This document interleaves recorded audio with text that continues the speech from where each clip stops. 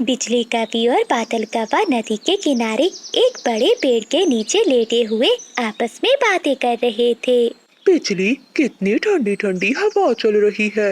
हाँ बादल जी, अब मौसम बहुत अच्छा हो गया है। तभी उड़ता हुआ कबूतर उन दोनों के पास आता है। अरे कौवो, तुम दोनों यहाँ आराम से लेटे बातें कर रहे हो, क्या तुम्हें कुछ खबर भी है? क्या बात है गंदी आंखों वाले, क्या तुम्हें तमीज नहीं है आने की?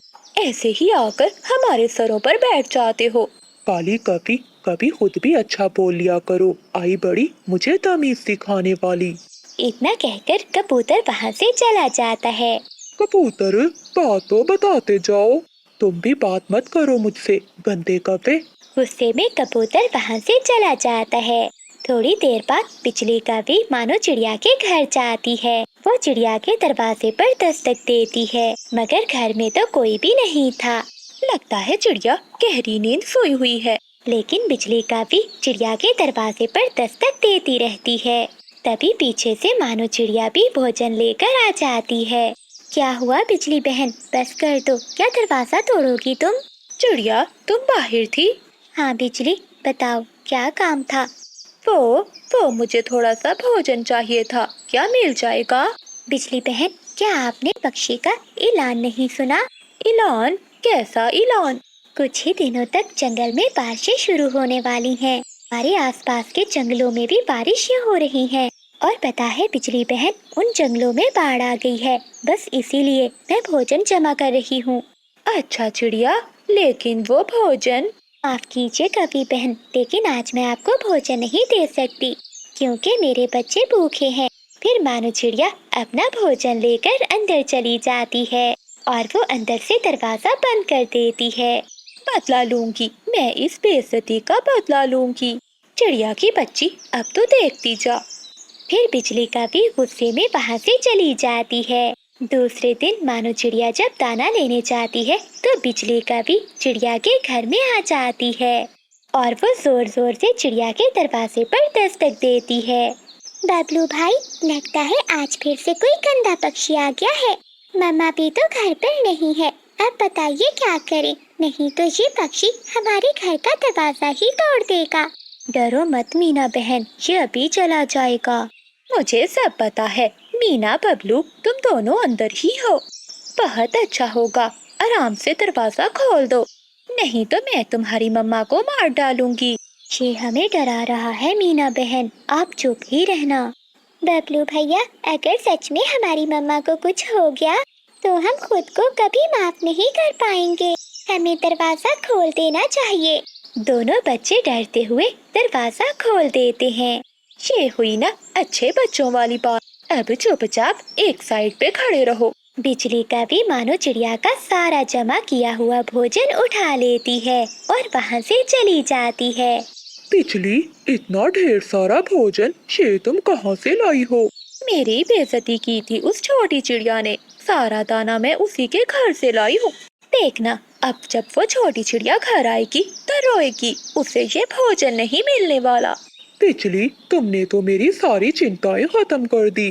अब जंगल में बारिश आए या तूफान, हमें कोई चिंता नहीं होगी। चिड़िया बहन, मैंने तो काफी भोजन जमा कर लिया है। मेरे तो बारिशों के दिन अब आराम से गुजर जाएंगे। हाँ तोते भैया, मैंने भी ढेर सारा भोजन जमा कर लिया है। बहुत मेहनत की है मैंने, अब तो मेरे पंख भी दर्द करने लगे हैं। हवाएं बहुत तेज हो रही हैं। दोस्तों, अब हम सबको अपने अपने घर जाना चाहिए। फिर वो सभी दोस्त अपना अपना दाना लेकर अपने अपने घरों को चले जाते हैं। मानो चिड़िया जब अपने घर पहुंचती है तो उसके दोनों बच्चे घर के बाहर बैठे रो रहे थे। बच्चों, आप दोनों ऐसे रो क्यों रहे हो, क्या हुआ है? मम्मा, वो बिजली आंटी आई थी, उन्होंने हमें बहुत डराया और हमारा सारा भोजन भी उठा कर ले गई। कवि, ये तुमने अच्छा नहीं किया। बच्चों चुप हो जाओ, चलो अंदर चलो। फिर मानो चिड़िया अपने बच्चों को घर में ले जाती है। बच्चों, आप दरवाजा अंदर से बंद कर लो, मैं अभी आती हूँ। मम्मा, आप उस आंटी के पास मत जाना, वो बहुत बुरी है, वो आपको नुकसान भी पहुँचा सकती हैं। बबलू बेटा, वो कभी मेरा कुछ भी नहीं बिगाड़ सकती, तुम दोनों डरो मत, मैं अभी आती हूँ। फिर मानो चिड़िया अपने बच्चों को घर में छोड़कर कप्पों के पास जाती है। बिजली, तुम ये सारा दाना मेरे घर से लाई हो। चोर कप्पे, क्या तुम्हें पता भी है कि ये सब दाना मैंने कितनी मुश्किल से इकट्ठा किया है? अब जल्दी से मेरा सारा भोजन मुझे वापस करो। छोटी चिड़िया, अपनी चोंच बंद कर कर भाग जाओ यहाँ से, वरना मैं तेरी चोंच ही तोड़ दूंगी। ये दाना हमारा है, जाओ चिड़िया, कहीं और जाकर अपना दाना ढूंढो। मानो चिड़िया रोने लगती है। अगर ये भोजन मैं नहीं खा पाई, मेरे बच्चे नहीं खा पाए, तो तुम दोनों के नसीब में भी नहीं होगा। ऊपर वाला तुम्हें कभी माफ नहीं करेगा, वो जरूर न्याय करेगा।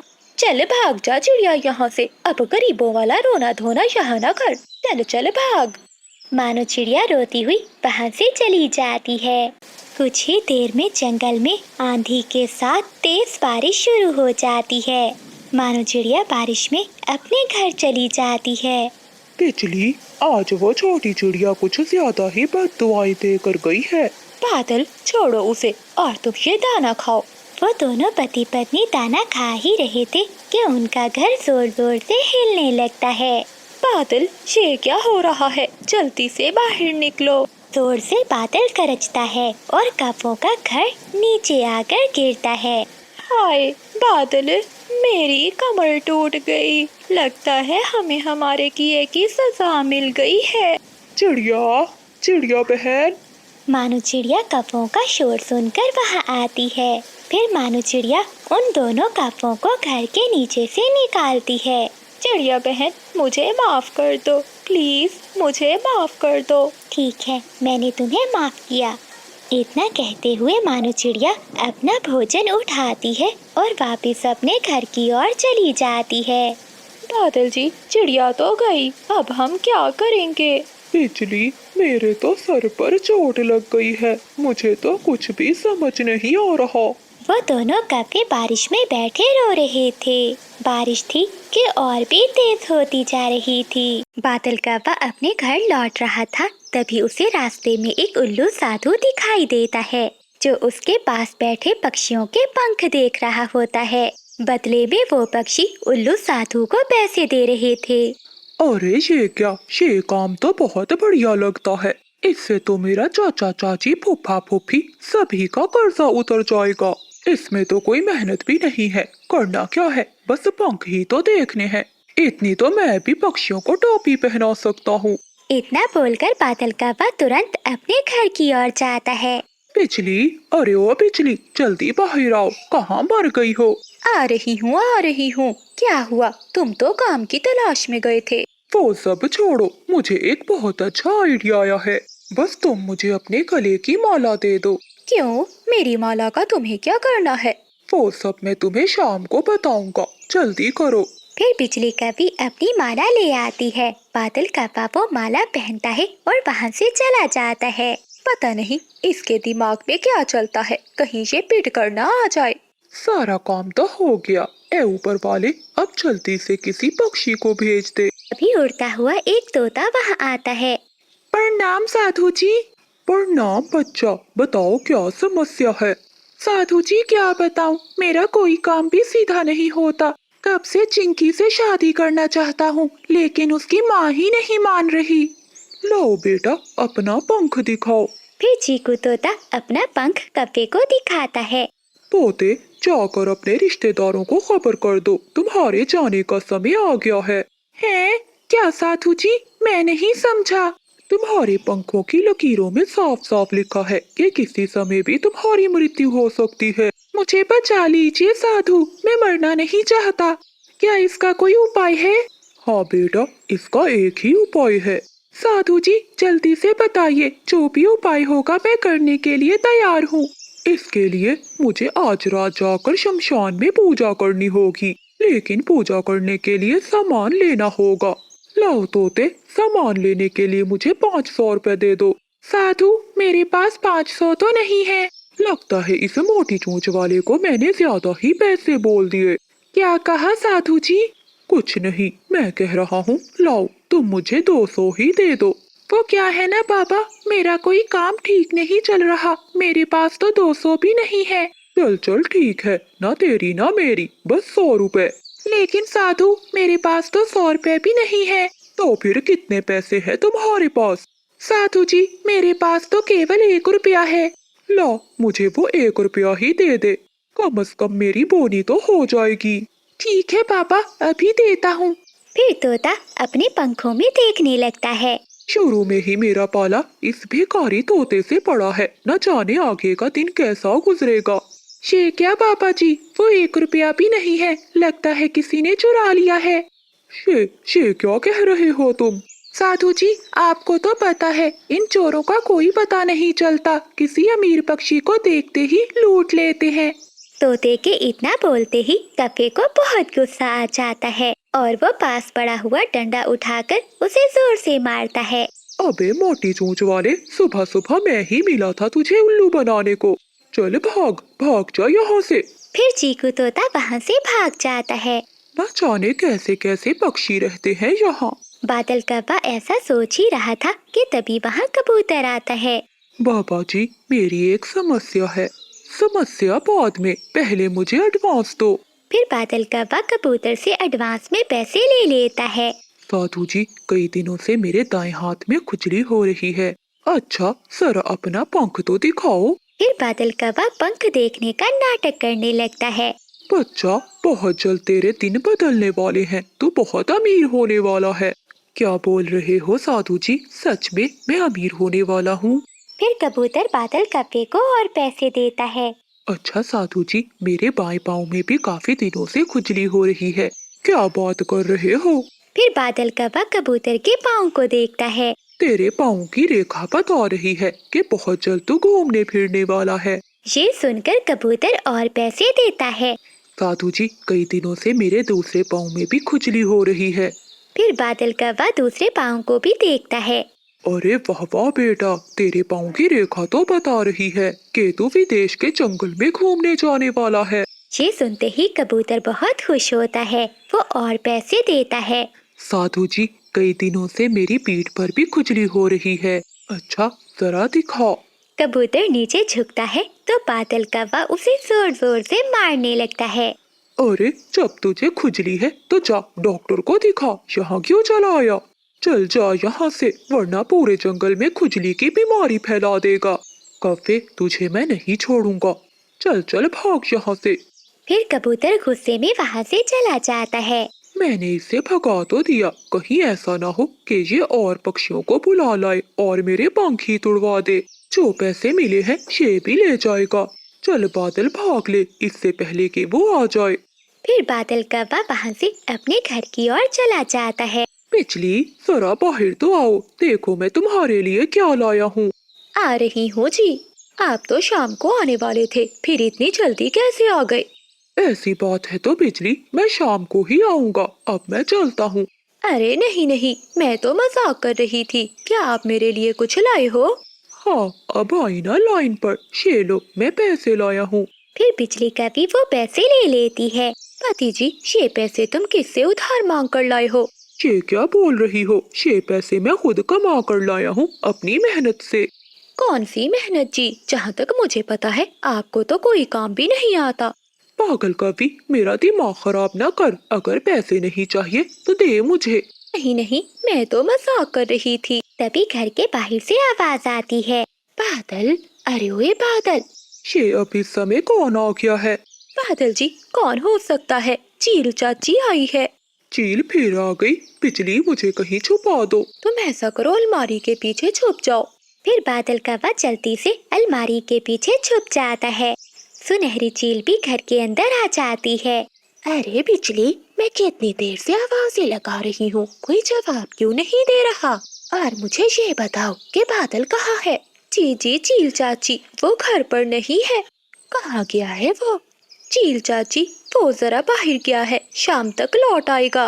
बिजली, अपने पति से कहना कि क्या वो पैसे लेना ही जानता है, देना नहीं। नहीं नहीं चील चाची, ऐसी बात नहीं है। ऐसी ही बात है, जब भी मैं तुम्हारे घर आती हूँ तो वो यहाँ नहीं होता।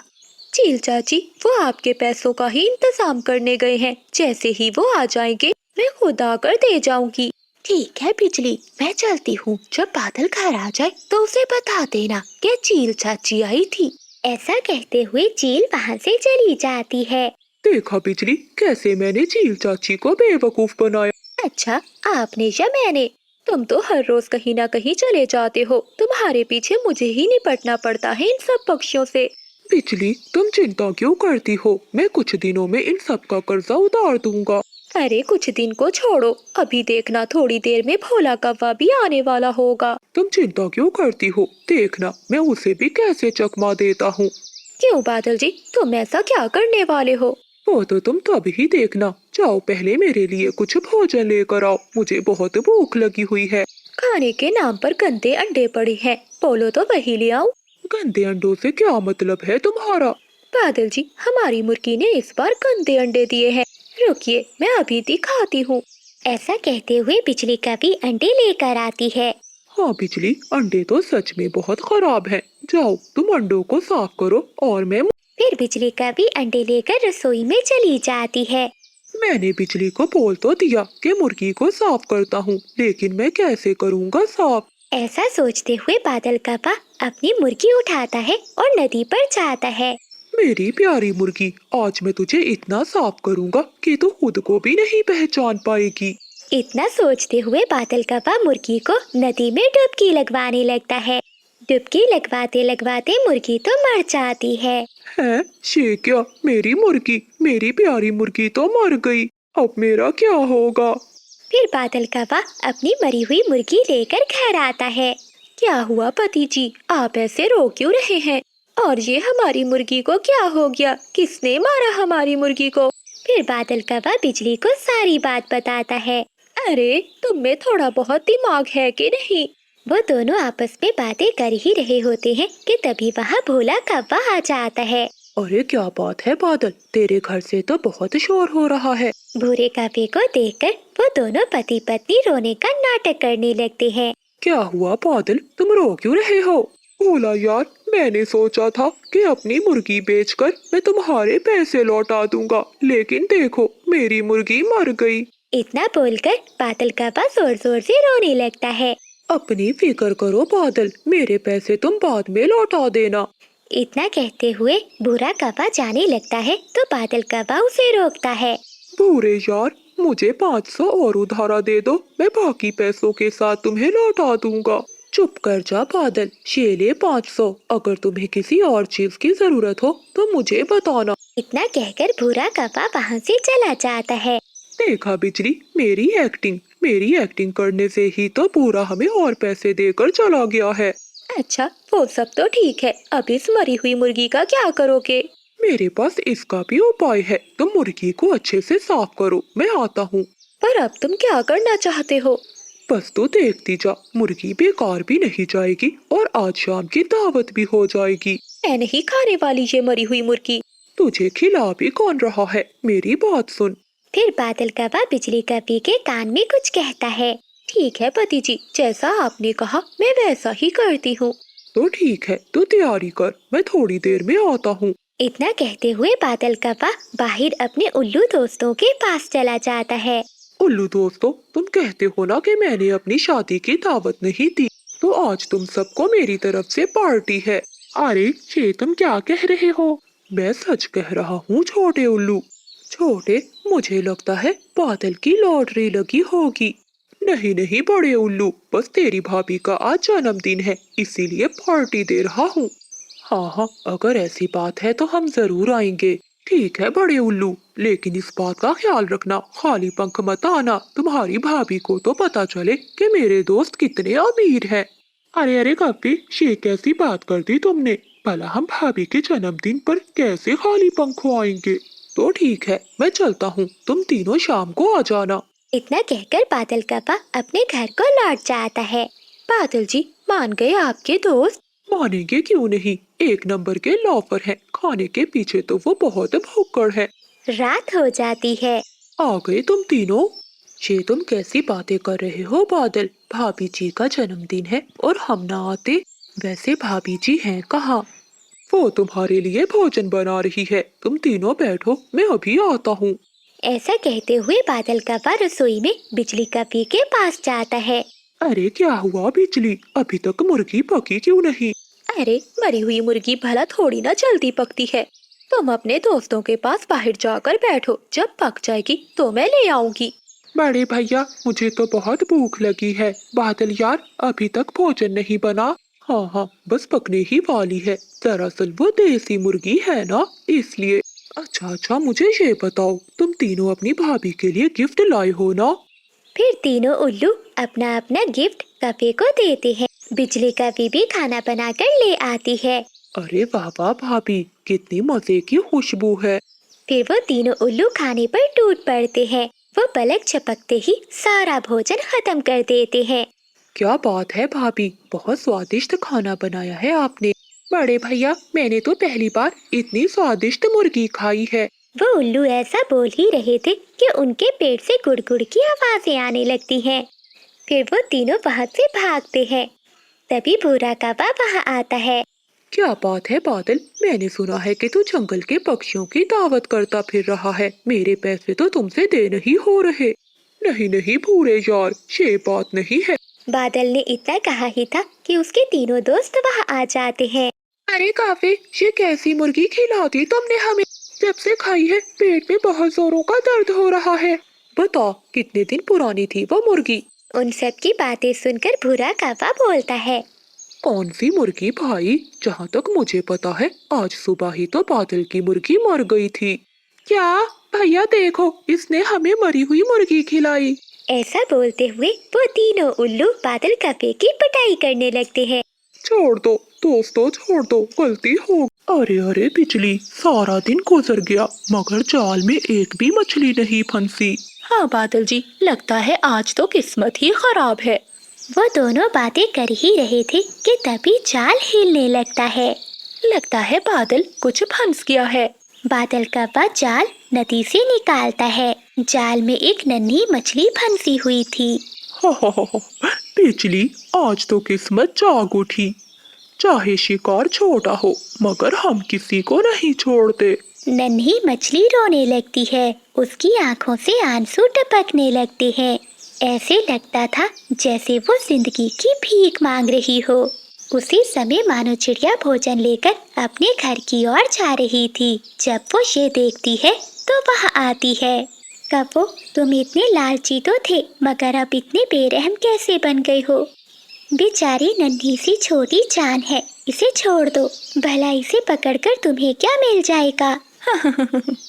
अच्छा चिड़िया, क्या तुम्हें नहीं मालूम, महारानी चील को मछलियाँ बहुत पसंद हैं। देखना, वो हमें इसके बदले में ढेर सारा भोजन देगी। मानो चिड़िया के दिल में रहम आ जाता है। वो अपना भोजन उन कौवों को दे देती है। ये लो, ये भोजन तुम ले लो, लेकिन इस नन्ही मछली को आजाद कर दो। अच्छा, अगर हम इसे तुम्हें दे दें तो यही थोड़ा सा भोजन मिलेगा, और अगर चील महारानी को देंगे तो बहुत सारा भोजन मिलेगा। बिजली, रहम करो, इस छोटी मछली पर रहम करो। तुम चिंता नहीं करो, मैं तुम्हें कल भी भोजन ला दूंगी। फिर बिजली कपी और बादल कौवा मान जाते हैं। वो जाल में से मछली को आजाद कर देते हैं। मानो चिड़िया भी अपने घर की ओर खुशी खुशी चली जाती है। था क्या हुआ बादल, तुम्हें नींद क्यों नहीं आ रही? नींद कैसे आएगी? पता है आज मुझे भूरे ने क्या बताया? अब क्या बता दिया है उस भूरे ने तुम्हें? उसने कहा है कि पास के जंगल में एक चूहा रहता है। क्या चूहा? हाँ बिजली, चूहा। पता है, वो कोई साधारण चूहा नहीं है, बल्कि वो हम पक्षियों की तरह बोल सकता है और भविष्य भी बताता है। मैं सोच रहा हूँ, अगर वो चूहा हमें मिल गया तो सारा जंगल हमारा होगा। हम जंगल के अमीर काफे बन जाएंगे। ये सुनकर तो बिजली कपी के मन में भी लालच आ जाता है। तो बादल जी, इसमें सोचने वाली क्या बात है? सुबह होते ही हम चले जाएंगे। अगली सुबह होते ही वो कभी एक पिंजरा लेते हैं और दूसरे जंगल की ओर चले जाते हैं। वो जंगल बहुत अजीब था, घना और सन्नाटे से भरा हुआ। वो दोनों पेड़ों के बीच में जाकर बैठ जाते हैं। तभी उनकी नजर सामने पेड़ के नीचे बैठे हुए चूहे पर जाती है, जिसका नाम मोसू था। मोसू के बारे में कहा जाता था कि वो पक्षियों की जुबान भी समझता है और भविष्य के बारे में भी सच बताता है। वो कौवे छुपकर पेड़ के पीछे देख रहे थे कि तभी साधु उल्लू चूहे के पास आता है। लगता है मोटू कि मैं रास्ता भूल गया हूँ। मुझे बताओ कि सही रास्ता कौन सा है। हाँ साधु उल्लू जी, मैं इस जंगल में सभी की मदद करता हूँ। मैं आपको सही रास्ता बताता हूँ। बिजली और बादल ये देखकर बहुत हैरान थे। बिजली, देखा, ये चूहा तो सच में पक्षियों की भाषा में बात कर रहा है। अगर ये बातें कर सकता है तो भविष्य भी देख सकता होगा। मैं इसे पकड़कर बाजार में बेच दूंगा। जाते हुए साधु उल्लू चूहे के कान में कुछ बात बताता है और वहाँ से चला जाता है। साधु उल्लू के जाने के बाद बादल कौवा चूहे को पिंजरे में कैद कर लेता है। देख बे चूहे, अब तो हम कौवों के लिए काम करोगे। तुम हमारे लिए पक्षियों का भविष्य देखोगे और वो हमें बदले में देंगे ढेर सारा भोजन। मोसू बहुत डर जाता है और वो कौवों से कहता है, ठीक है कौवों, लेकिन मेरी भी एक शर्त है। तुम कभी भी अपना भविष्य मुझसे नहीं पूछोगे। अगर तुमने ऐसा किया तो इसका अंजाम बहुत बुरा होगा। हाँ छोटे चूहे, हमें अपना भविष्य नहीं जानना। हम अपनी किस्मत खुद बना लेंगे। ऐसे खुश होते हुए वो कौवे मोसू को अपने जंगल के बाजार में ले जाते हैं। आओ आओ पक्षियों, जो अपना भविष्य जानना चाहता है इस नन्हे मौसू से पूछ लो, वो सब बताएगा। बादल कौवे की आवाज सुनकर जंगल के सभी पक्षी वहाँ जमा होते हैं। तभी एक कबूतरी कौवे से कहती है, कौवे, मेरे घर से एक बोरी अनाज की गायब हो गई है। मुझे इस चूहे से पूछकर बताओ, क्या वो बोरी मुझे मिल जाएगी? चल बे चूहे, जल्दी से बता, कबूतरी ने क्या पूछा है तुमसे। मोसू कहता है, कबूतरी बहन, कल सुबह तक वो वापिस आ जाएंगे और चोर कोई नहीं, तुम्हारे घर का नौकर है। चूहे को बोलता हुआ देखकर सभी पक्षी हैरान थे। ठीक है कौवे, अगर तुम्हारे चूहे ने ठीक बताया होगा तो कल मैं तुम्हें भोजन दूंगी। अगली सुबह हो जाती है। कबूतरी भोजन के साथ वहाँ आती है। कौवो, आपके चूहे ने तो बिल्कुल सच बताया है। मेरी अनाज की बोरी मिल गई है और वो चोर कोई नहीं, मेरे घर का नौकर ही था। ये सुनकर पास खड़े सभी पक्षी हैरान हो जाते हैं और अब कौवों के पास सभी पक्षी बड़ी तादाद में आने लगते हैं। ऐसे ही समय बीतता जाता है। अब तो वो कौवे बहुत अमीर हो गए थे। उन्होंने अपने लिए एक बहुत बड़ा घर बनवाया, नौकर भी रख लिए। पूरे जंगल में और पास के जंगल में अब उनकी ही बातें हो रही थीं। कौवो, अब तो मुझे आजाद कर दो। अब अपना लालच छोड़ दो। तुम्हारे पास अब बहुत कुछ आ गया है, मुझे यहाँ से आजाद कर दो। मगर वो कौवे तो बहुत लालची थे। उनका कहाँ मन भरने वाला था। एक रात कौवे सोए हुए थे कि नौकर उनके पास आता है। मालिक उठिए, आपकी तिजोरी खाली है। सारा माल जो आपने तिजोरी में जमा किया था वो गायब है। वो कौवे तो उठ जाते हैं और मोसू के पास दौड़े। हाय हाय बादल जी, ये सब कैसे हो गया? बिजली, मुझे क्या मालूम, चलो मौसू के पास चलते हैं। वो पति पत्नी मोसू के पास आते हैं। अरे वो चूहे, तुमने मुझे पहले क्यों नहीं बताया? तुम्हें मुझे पहले बताना चाहिए था कि मेरे घर में चोरी होने वाली है। लेकिन कौवे, मैंने तुम्हें पहले ही कहा था कि तुम अपना भविष्य मुझसे कभी मत पूछना, इसलिए मैंने तुम्हें नहीं बताया। बस बहुत हो गया, अब मेरी मदद करो, मैं तुम्हें आजाद कर दूंगा। मुझे बताओ, मेरा भविष्य क्या है? क्या मेरा माल वापस आएगा या नहीं? मोसू ने आंखों में उदासी लिए कहा, पता है कौवो, जब वो साधु उल्लू मेरे पास आया था उसने मुझे कान में कुछ कहा था। हाँ हाँ बादल जी, मुझे अच्छे से याद है। साधु उल्लू ने कुछ तो कहा था चूहे के कान में। उसने मुझसे कहा था कि मेरे जाने के बाद तुम कैद हो जाओगे। लेकिन मैंने उसे रास्ता बताया था तो उसने मुझे एक जादू दिया था। अगर वो कभी कभी तुमसे अपना भविष्य जानेंगे तो उनका अंजाम बहुत बुरा होगा। क्या मतलब चूहे, ज्यादा बातें मत बनाओ, बताओ। कौवो, मैंने तुम्हें बचाने के लिए बहुत कोशिश की, मगर तुमने अपनी लालच को चुन लिया। साधु उल्लू के वरदान के मुताबिक अगर तुम अपना भविष्य जानोगे तो मैं आजाद हो जाऊंगा और तुम कभी पत्थर की मूरत बन जाओगे। चूहे के ऐसा कहते ही चूहा पिंजरे से आजाद हो जाता है और वो कौवे देखते ही देखते पत्थर की मूर्तियों में बदल जाते हैं। ऐसे उन कौवों को अपनी लालच का अंजाम मिलता है। मानो चिड़िया अपनी बेटी मीना चिड़िया के साथ घने जंगल में जा रही थी कि तेज बारिश शुरू हो जाती है। मम्मा, बारिश तो बहुत तेज है, अब हम क्या करेंगे? मीना बेटी, यहाँ तो हमारा कोई भी जानने वाला नहीं है। अब तो किसी पेड़ के नीचे बैठकर ही बारिश रुकने का इंतजार करना होगा। वो दोनों माँ बेटी एक बड़े से पेड़ के नीचे बैठ जाती हैं। सुनहरी चील अपनी बड़ी बहन के पड़ोस में ही रहती थी। जैसे ही बारिश शुरू होती है तो वो अपनी बड़ी बहन के पास जाती है। बड़ी, चलो चलो जंगल में चलते हैं। ऐसे मौसम में कोई ना कोई पक्षी तो हमें मिल ही जाएगा।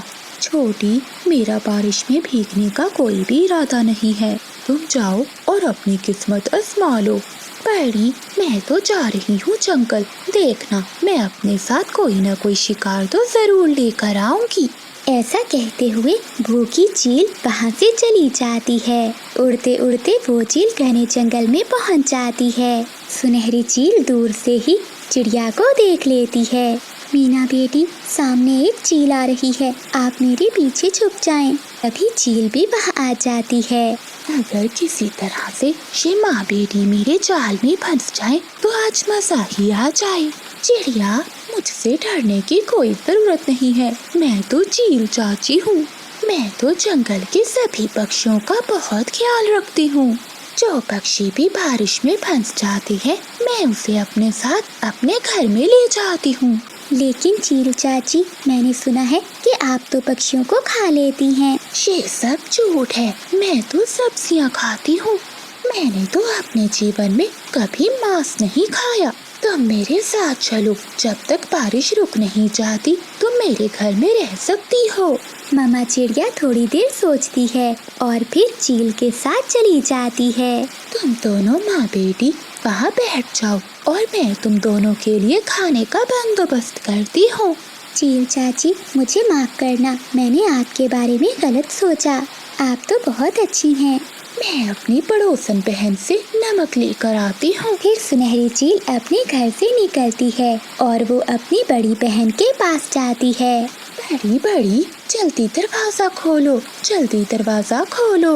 तभी चील की बड़ी बहन दरवाजा खोलती है। छोटी, अब क्या हुआ? मैंने कहा था ना बड़ी कि मैं किसी शिकार को लेकर आऊंगी। मेरे घर में चिड़िया और उसकी छोटी बेटी है। क्या सच कह रही हो तुम? हाँ बड़ी, और क्या मैं झूठ बोलूंगी? बड़ी चील सुनकर बहुत खुश होती है। शोरबा बनाकर पिएंगे उनका। नहीं, भून कर खाएंगे। ठीक है, तुम जाओ, मैं थोड़ी देर तक आती हूँ। फिर चील अपनी बड़ी बहन को बताकर वापस अपने घर चली जाती है। चिड़िया, मैं तुम दोनों माँ बेटी के लिए खिचड़ी बना रही हूँ। खिचड़ी तो मैं भी बहुत अच्छी बनाती हूँ, लेकिन चील चाची, आपके पास चावल नहीं है। चावल के बिना खिचड़ी कैसे बनेगी? तुम चिंता नहीं करो, चावल मेरी पड़ोसन लेकर आती होगी। चिड़िया मिसाले देखकर और चूल्हे पर हंडिया देखकर डरी हुई थी कि आखिर वो चील क्या करने वाली है। मानो चिड़िया खिड़की में बैठ जाती है और वो सामने पड़ोस के घर से चील को निकलते हुए देख लेती है। दूसरी चील को देखकर तो चिड़िया की जान निकल जाती है। सुनहरी चील रसोई में हंडिया के पास बैठी हुई थी। मीना बेटी, मुझे तो कुछ दाल में काला लग रहा है। ये चील और इसकी पड़ोसन चील मिलकर जरूर हमारे साथ कोई गलत करने वाली हैं। दरवाजा खुला था। चिड़िया अपनी बेटी मीना को लेकर जल्दी से वहाँ से निकल जाती है। चील उन दोनों को जाते हुए देख लेती है, लेकिन मानो चिड़िया अपनी बेटी को लेकर उस घर से चली जाती है। रुको चिड़िया। सामने से उसकी बड़ी बहन भी आ जाती है। अरे, वो चिड़िया कहीं भाग गई है, उसे ढूंढो। वो भला ऐसी बारिश में कहाँ जा सकती है? यहीं कहीं छुपी होगी। छोटी, हाथ आया शिकार तुमने निकाल दिया। चिड़िया अपनी बेटी मीना के साथ पास ही झाड़ियों में छुपी हुई थी। फिर वो दोनों चील बहनें चिड़िया की खोज करती हैं। वो इधर उधर देखती हैं, पर चिड़िया उन्हें कहीं भी नहीं मिलती। वो थक हार कर वापिस चली जाती हैं। मीना, मीना बेटी चलो, वो चीलें चली गई हैं। अब हम यहाँ से निकल जाते हैं। फिर चिड़िया अपनी बेटी को लेकर वहाँ से चली जाती है। थोड़ी दूर उन्हें एक घर दिखाई देता है। चिड़िया उस घर के दरवाजे पर दस्तक देती है। वो घर कौवों का था। कौवा दरवाजा खोलता है। चिड़िया, तुम इतनी तेज बारिश में यहाँ जल्दी अंदर आ जाओ। फिर बादल कौवा चिड़िया को अपने घर में ले जाता है। कौवे भैया और कौवी बहन, आप दोनों का बहुत बहुत धन्यवाद। वो पीछे 2 चीलें हमें खाना चाहती थी। हम दोनों माँ बेटी बहुत मुश्किल से अपनी जान बचा कर आई हैं। चिड़िया, वो चीलें तो बहुत बुरी है। वो तो मुश्किल में फंसे हुए पक्षियों को अपने साथ लेकर जाती हैं और फिर उन्हें मारकर खा जाती हैं। मम्मा, हम तो बच गई, वरना वो अब तक चील बहनें हमें खा चुकी होती।